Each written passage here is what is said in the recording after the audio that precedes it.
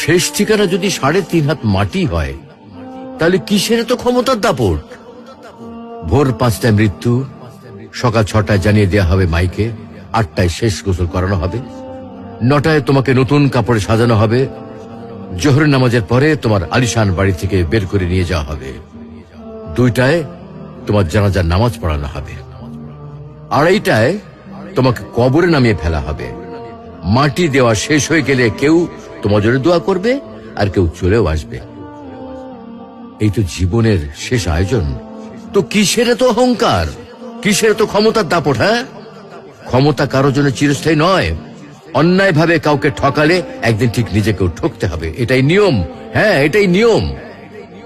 ভোরের সূর্যোদয়ের আলোতে যে পৃথিবী আলোকিত হয়, সন্ধ্যার সূর্যাস্তে তা আবার হারিয়ে যেত দেখি। অসত্য দিয়ে সত্যকে কখনো ঢেকে রাখা যায় না।